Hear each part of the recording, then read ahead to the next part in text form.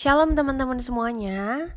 Tak kenal maka tak sayang, perkenalkan nama aku Hillary Abigail Praise, aku biasa dipanggil Abigail. Aku mahasiswi Fakultas Hukum Unpad angkatan 2018. Nah, hari ini aku akan menjelaskan ke kalian materi-materi tentang hukum ilmu negara. Semoga bermanfaat, semoga belajarnya lancar. Lanjut aja ke videonya. Nah, sebelum kita masuk ke materi, ada 3 hal nih yang perlu teman-teman siapin. Nah, yang pertama itu udah pasti banget untuk berdoa, minta hikmat dulu ke Tuhan untuk bisa menyerap seluruh pembelajaran hari ini. Dan yang kedua, prepare your notes, bisa kalian dari notes HP ataupun dari buku. Pokoknya catat apa yang menurut kalian penting dan perlu ditulis. Lalu yang ketiga, prepare your books. Di sini aku ada rekomendasi 2 buku paling umum dalam matkul ilmu negara. Yang pertama dari Syahran Bassa, yang kedua dari Kansil. Buku-buku ini sangat-sangat enak dibaca dan komprehensif menurut aku, jadi kalian bisa beli buku ini. Nah, jadi boleh di pause dulu video YouTube-nya, boleh disiapin dulu poin 1 sama 2-nya, berdoa dulu dan siapkan notes-nya. Nah, kalau udah kita bisa lanjut ke materinya. Nah, ini adalah materi yang akan kita bahas hari ini. Ada 5 poin. Yang pertama, pengertian negara, unsur syarat berdirinya negara, teori terbentuknya negara, metode penyelidikan ilmu negara, dan juga yang terakhir, pertumbuhan dan pemikiran ilmu negara. Sub bahasannya pertama, kita masuk ke pengertian negara. Sebenarnya kalau kalian nginget Indonesia atau negara-negara yang kalian tahu, itu tuh apa sih negara itu sebenarnya di pikiran kalian? Nah, di sini aku akan menguraikan definisi negara menurut para ahli. Yang pertama kita ada dari George Jelinek, yang kalian tahu ini adalah bapak dari ilmu negara. Menurutnya adalah negara adalah organisasi dari sekelompok manusia yang telah berkediaman di wilayah tertentu, atau dengan kata lain, negara merupakan ikatan orang-orang yang bertempat tinggal di wilayah tertentu yang dilengkapi dengan kekuasaan untuk memerintah. Yang kedua ada dari Profesor Djoko Sutomo yang mengatakan negara ialah suatu organisasi manusia atau kumpulan manusia-manusia yang berada di bawah suatu pemerintahan yang sama. Yang ketiga ada dari Profesor Sunarko, negara adalah organisasi masyarakat yang mempunyai daerah tertentu di mana kekuasaan negara berlaku sepenuhnya sebagai sovereign atau kedaulatan. Dari sini kita bisa lihat ada kata-kata yang di-highlight yang kurang lebih sama dari ketiga ahli ini, adalah di mana mereka mengartikan negara yang pertama adalah sebagai suatu organisasi atau sekelompok manusia. Itu poin pertamanya. Yang kedua, wilayah tertentu. Organisasi dan sekelompok manusia ini mendiami wilayah tertentu. Dan yang ketiga, mereka ada di bawah suatu kekuasaan atau dalam bentuk pemerintahan. Jadi 3 poin itu menyatukan definisi negara sebagai negara adalah organisasi dari sekelompok manusia yang tinggal di wilayah tertentu dan juga tunduk pada suatu pemerintahan dengan kekuasaan yang sama. Oke, kita lanjut ke materi yang kedua. Sub bahasan yang kedua adalah syarat berdirinya negara. Nah, yang pertama pastinya harus ada rakyat atau bangsa. Rakyat atau bangsa adalah kumpulan orang-orang yang tinggal di negara tersebut dan dipersatukan oleh suatu perasaan. Rakyat adalah sumber daya manusia utama untuk kehidupan sehari-hari. Jadi kalau nggak ada rakyat, nggak akan ada juga pemerintahan yang akan menjadi syarat selanjutnya. Terbukti Indonesia saat merdeka dia udah punya banyak sekali rakyatnya, meskipun dari berbeda-beda pulau, namun tetap itu sudah dianggap menjadi rakyat Indonesia saat proklamasi. Yang kedua, tentu aja suatu negara harus punya wilayah. Perlunya wilayah yang berdaulat bisa dalam bentuk daratan, perairan, udara, dan juga ekstrateritorial. Pertanyaannya, Kak, ada nggak sih negara yang nggak punya laut dan pantai? Jawabannya ada Laos, ada Paraguay, dan sebagainya. Jadi sebenarnya untuk wilayah perairan ini, kalau dia lokasinya jauh dari pantai dan laut, itu memang nggak apa-apa. Lalu yang kedua, Kak, kalau wilayah ekstrateritorial itu apa? Ekstrateritorial itu adalah wilayah negara yang berada di luar negara itu sendiri. Misalnya Indonesia punya kantor diplomat di Amerika Serikat. Nah, itu tetap masuk dari wilayah Indonesia meskipun nggak berada di dalam negara ini. Nah, dalam wilayah inilah rakyat akan menjalankan kehidupannya dalam bermasyarakat. Unsur yang ketiga harus ada pemerintahan yang berdaulat. Pemerintahan adalah segala aktivitas yang dilakukan negara untuk mengatur dan menyelenggarakan kesejahteraan rakyat. Berdaulat artinya memiliki kekuasaan tertinggi dalam suatu negara. Jadi tentunya setelah ada rakyat, setelah ada wilayah yang bisa ditempati oleh rakyat, tentunya harus ada yang mengatur negara ini. Siapa sih yang akan mengatur segala bentuk kehidupan rakyatnya dan siapa yang akan mengusahakan kesejahteraan rakyatnya? Nah, disinilah tugas dari pemerintahan yang berdaulat. Nah, syarat terakhir nih, pengakuan dari negara lain. Dibagi jadi dua, de facto dan de jure. De facto adalah pengakuan yang berdasarkan pada syarat konstitutif yang setelah dipenuhi. Syarat konstitutif itu adalah 3 syarat yang tadi di atas, adanya rakyat, adanya wilayah, dan adanya pemerintahan. Jadi syarat de facto ini sudah terchecklist kalau 3 syarat yang tadi udah terlaksana. Nah, yang kedua ini adalah syarat yang subjektif. De jure sudah diakui berdasarkan hukum internasional. Nah, syarat de jure ini juga bisa menjadi pilihan hukum bagi negara-negara tertentu. Ada juga beberapa negara yang memilih untuk tidak mengakui negara lain, tapi pada umumnya faktor de jure ini ditentukan dari sudah diakuinya atau belum negara tersebut berdasarkan hukum internasional. Nah, sebelum lanjut ke materi yang ketiga, boleh tarik nafas dulu, renggangkan tangan dulu, rebahan dulu, baru kalau udah siap kita langsung lanjut ke materi yang ketiga, teori terbentuknya negara. Nah, di sini tuh kita bakal belajar sebenarnya gimana sih negara itu bisa terbentuk menurut pemikiran para ahli. Nah, di sini terbagi menjadi 5 teori. Yang pertama ada teori kontrak sosial, ketuhanan, kekuatan, kenyataan, dan juga hukum alam. Yang pertama adalah teori perjanjian atau kontrak sosial. Negara itu timbul dari perjanjian yang diadakan oleh orang-orang yang tadinya hidup bebas dan merdeka. Perjanjian ini dibuat supaya kepentingan bersama dapat terpelihara dan terjamin agar tidak terjadi homo homini lupus. Nah, jadi awal dari teori ini adalah orang-orang yang tadinya tuh bebas dan merdeka, tidak hidup dalam suatu negara.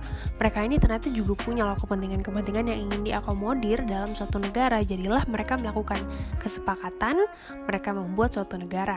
Tujuannya agar apa? Agar tidak terjadi homo homini lupus, yaitu manusia menjadi serigala kepada manusia lainnya.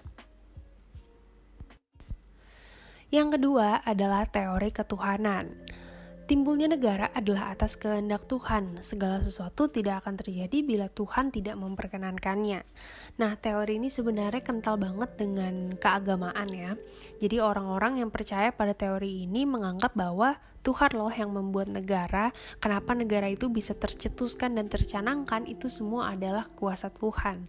Teori ini dianut pada zaman yang dulu banget, saat masih zaman kerajaan. Jadi raja bahkan dulu dianggap sebagai representasi Tuhan, karena Tuhanlah yang membuat negara dan rajalah yang memimpin negara tersebut. Nah, ahli atau tokoh hukum yang mendukung teori ini adalah Thomas Aquinas dan juga Agustinus. Yang ketiga, teori penaklukan atau kekuatan. Negara timbul karena serombongan manusia menaklukkan daerah atau rombongan manusia lain. Agar daerah tersebut dapat dikuasai, maka dibentuklah suatu organisasi yang berupa negara. Ini lebih kayak melalui peperangan, lebih kayak perang etnis, perang suku, perang ras, perang wilayah, perang daerah. Jadi bisa dibilang suatu negara menginvasi daerah lain untuk dapat dijadikan suatu negara. Nah, tokoh yang menganut paham ini adalah Karl Marx. Oke, lanjut. Yang keempat ada teori kenyataan. Timbulnya suatu negara adalah berdasarkan pada kenyataan yang ada dan terjadi. Apabila suatu negara telah memenuhi unsur terbentuknya negara seperti rakyat, wilayah, dan pemerintahan, maka terbentuknya negara tersebut sudah menjadi kenyataan. Jadi teori ini lebih berpegang pada unsur-unsur konstitutif yang harus dipenuhi oleh suatu negara. Apabila syarat-syarat terbentuknya negara sudah terpenuhi, maka ya tidak usah berpikir panjang lagi, negara tersebut sudah menjadi kenyataan. Kayak gitu. Nah, yang terakhir nih ada teori yang kelima, teori hukum alam. Terjadinya negara adalah natural dan alami. Segala sesuatu yang terjadi sesuai dengan hukum alam, termasuk juga negara. Negara terjadi dengan sendirinya karena kecenderungan manusia untuk berkumpul. Jadi manusia-manusia ini sebenarnya secara naturalia mereka memang punya hasrat untuk berkumpul dan bersosial dengan orang lain. Yang dimana mereka berkumpul, akhirnya mereka telah membentuklah negara. Penganut teori ini contohnya adalah Plato, Aristoteles, dan sebagainya. Topik bahasa nomor 4, metode penyelidikan ilmu negara. Nah, di dalam penyelidikan ilmu pengetahuan nih ada banyak banget aneka ragam metode yang digunakan karena bersangkutan sama masing-masing ilmu yang ditekuni oleh para ahli, misalnya seperti metode sosiologi, ekonomi, kebudayaan, psikologi, dan lain sebagainya. Nah, sekarang aku akan memaparkan ke kalian metode yang dilakukan dan digunakan oleh para ahli dalam menemukan ilmu negara ini. Yang pertama ada metode deduksi. Proses penyelidikan ini berdasarkan atas asas-asas yang bersifat umum dan dipergunakan untuk menerangkan peristiwa tertentu atau penjelasan teoritis terhadap fakta-fakta yang bersifat konkret. Nah, metode deduksi ini adalah metode yang paling common, kalian pasti udah sangat-sangat sering dengar. Ini tinggal mendeskripsikan suatu fenomena atau suatu fakta yang ada di hadapan kita. Selanjutnya ada metode induksi, berisi kesimpulan-kesimpulan umum yang diperoleh berdasarkan proses pemikiran setelah mempelajari peristiwa yang khusus dan konkret. Jadi setelah kita punya deskripsi dari suatu peristiwa atau fakta atau fenomena, kita membuat kesimpulan atau sudah dicampur dengan hasil pemikiran kita sendiri, itulah disebut metode induksi. Yang ketiga ada metode dialektis. Metode ini adalah metode tanya-jawab dalam bentuk dialog untuk mencari pengertian tertentu. Metode tanya-jawab ini telah digunakan oleh para ahli terkenal, misalnya Socrates dan George Wilhelm. Nah, ada 3 unsur nih yang perlu kalian tahu dari metode dialektis ini. Yang pertama ada tesis, yaitu dalil atau styling. Yang kedua ada antitesis, atau suatu serangan terhadap dalil dari pihak yang berlainan pendapatnya. Nah, yang terakhir ada sintesis, yaitu jalan tengah. Sebab adanya perlawanan antara tesis dan antitesis, karena itulah perlu dicari penyelesaian untuk mempertemukan pendapat yang berlainan melalui jalan tengah. Selanjutnya adalah metode filosofis, meninjau dan membahas objek secara abstrak dan ideal. Abstrak itu sifatnya khayal dan lepas, kemudian hasil pemikiran disusun dalam suatu deduksi tentang gejala-gejala yang diselidiki dan dihubungkan dengan objek yang ada. Salah satu ahli yang menggunakan metode ini adalah Plato, meskipun kadang teori-teorinya itu sering disebut abnormal oleh orang-orang di sekitarnya. Metode perbandingan. Melakukan perbandingan terhadap beberapa objek yang diselidiki dapat dilakukan misalnya dengan menggunakan objek yang telah diketahui sebagai objek pertama, kemudian menggunakan acuan objek asing sebagai pembanding. Yang penting, salah satu objek yang dijadikan perbandingan sudah setidaknya familiar, meskipun dalam penjelasan sebenarnya tidak harus objek yang pertama itu diketahui secara detail. Yang penting sudah ada acuan-acuan yang digunakan untuk membandingkan objek yang kedua. Misalnya dapat membandingkan negara, membandingkan kebijakan, membandingkan peraturan, atau membandingkan subjek-subjek hukum dalam tiap negara tersebut. Maka lahirlah ilmu negara. Selanjutnya adalah metode sejarah. Ini udah familiar banget ya didengar. Didasarkan terhadap analisis dari kenyataan-kenyataan sejarah, ditinjau dari pertumbuhan dan perkembangannya. Bagaimana sejarah ini sebenarnya mempengaruhi keadaan negara di masa sekarang. Selanjutnya, metode sistematik. Metodenya adalah dengan menghimpun bahan yang sudah tersedia, dilakukan penguraian dan penilaian, kemudian dikualifikasikan ke dalam golongan yang sistematik. Metodenya adalah yang pertama deskriptif, analitis, dan juga terakhir dilakukan penilaian. Metode hukum. Nah, metode hukum ini mungkin yang paling dekat dengan kita ya sebagai mahasiswa Fakultas Hukum. Metode ini membahas objek penelitian dari perspektif yuridis, sehingga faktor-faktor non-yuridis perlu dikesampingkan terlebih dahulu. Titik berat objek penelitian ini itu ada pada kepribadian hukumnya, yaitu selaku badan hukum di lapangan publik atau selaku susunan tata hukum. Nah, ahli yang menerapkan metode ini adalah von Gerber dan Paul Laban. Next, ada metode sinkretis. Berbeda dengan metode hukum tadi yang perlu memisahkan nilai non-yuridis, metode ini malah menggabungkan faktor yuridis dan non-yuridis. Ahli yang menerapkan metode ini adalah Hans Kelsen yang menggabungkan faham hukum dan faham sosial. Yang terakhir ada metode fungsional. Metode fungsional ini menggunakan proses menggabungkan dan menggandengkan gejala-gejala di dunia tanpa terlepas satu sama lain agar adanya interdependent atau hubungan timbal balik. Negara dapat mempengaruhi masyarakat dan sebaliknya masyarakat juga dapat mempengaruhi negara. Metode ini itu dihasilkan bukan berdasarkan ilmu hukum aja, tapi juga ada unsur ilmu budaya. Metode ini telah diaplikasikan oleh ahli Herman Keller. Nah, kita masuk ke topik bahasan kita yang terakhir, pertumbuhan ilmu negara dan pemikirannya. Nah, sebenarnya gimana sih ilmu negara ini mulai berkembang dari masa ke masa? Awalnya ilmu tentang negara ini seperti apa dan sampai yang sekarang seperti apa? Langsung aja kita ke next slide. Timeline perkembangannya, yang pertama ada Yunani Purba, Romawi, Abad Pertengahan, Renaissance, hukum kenegaraan positif, dan sampai pada akhirnya ilmu politik. Yang pertama adalah masa Yunani Purba. Nah, kita akan ngelewatin 6 fase ahli, dan yang pertama adalah Socrates. Socrates ini pasti udah familiar banget di telinga kalian karena dia sosok yang sangat terkenal dan juga sangat hebat. Jadi di zaman Socrates ini dulu muncul kaum sofisme atau yang biasa disebut kaum sofis. Nah, kaum sofis ini meniadakan keadilan dan mereka ini suka menginjak-injak hukum. Pada masa itu Socrates bertingkah sebagai pahlawan dan pemberani yang memberikan paham keadilan, dan dia ini menjunjung tinggi hak asasi manusia yang secara kodrat dapat dipegang oleh seluruh masyarakat. Nah, sangatlah disesalkan ajaran Socrates tersebut pada tahun 399 sebelum Masehi dipandang berbahaya bagi negara dan merusak akhlak budi para pemuda Yunani. Akhirnya Socrates dijatuhi hukuman mati dengan jalan minum racun. Nah, yang kedua ada Plato. Plato ini adalah seorang bangsawan dan dia meneruskan legacy dari Socrates. Dia ini pada umur 20 tahun menjadi murid Socrates. Plato ini banyak sekali menerbitkan buku tentang negara dan hukum. Nah, menurut dia asal mula negara ini karena adanya kebutuhan hidup yang beragam dari setiap manusia. Selanjutnya Aristoteles. Aristoteles itu adalah murid dari Plato. Dia juga punya ajaran filsafatnya sendiri yang disebut peripatetis.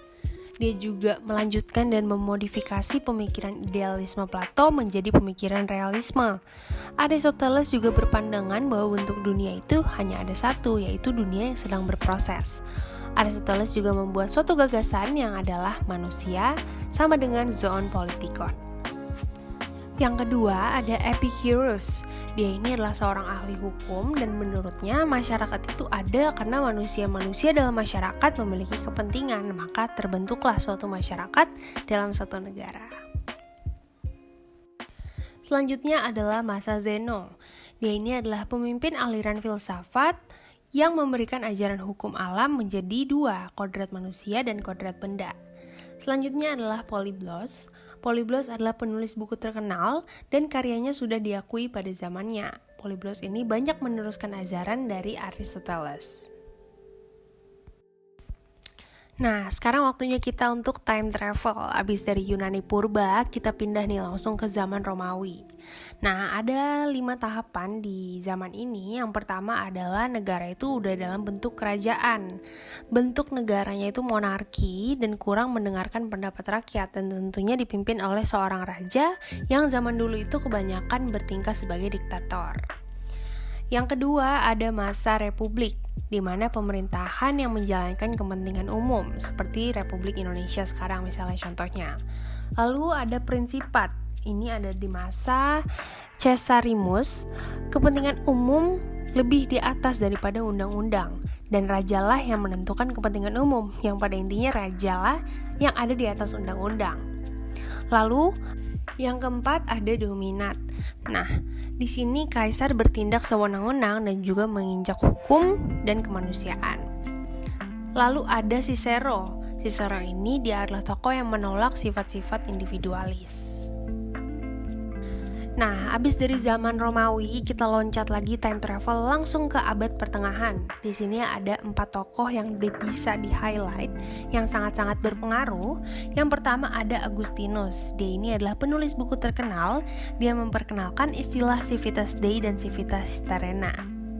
Selanjutnya adalah Thomas Aquino. Dia percaya pada teori hukum alam Thomistis. Dia juga adalah pengikut dan penerus paham-paham dari Aristoteles. Selanjutnya ada Dante Alighieri. Tujuan negara menurutnya adalah untuk menyelenggarakan perdamaian dari seluruh umat. Dan yang terakhir ada Marsilio da Padova. Dia menentang kekuasaan gereja yang menurutnya terlalu ikut campur dalam hal-hal duniawi. Ia adalah sosok yang terus mengedepankan paham realis. Selanjutnya kita sampai pada masa Renaissance. Nah, dalam masa Renaissance ini terbagi menjadi 3 bagian. Yang pertama adalah masa Niccolo Machiavelli tahun 1469 sampai tahun 1527. Selanjutnya adalah masa Jean Bodin tahun 1530 sampai 1596. Lalu muncullah aliran Monarchomachen, di mana tokoh-tokohnya adalah Hoffman, Brutus, Buchanan, Altusius, Mariana, Bellarmine, John Milton, dan Francisco Suarez. Di sini ada beberapa nama-nama yang familiar yang memang eksistensinya sangat-sangat berpengaruh pada masa Renaissance ini. Selanjutnya, ini adalah pada masa hukum kenegaraan positif atau yang kelima. Yang pertama, ada tokoh pada masa ini von Gerber dan Paul Laban. Di sini adalah cikal bakal tumbuhnya aliran positivisme.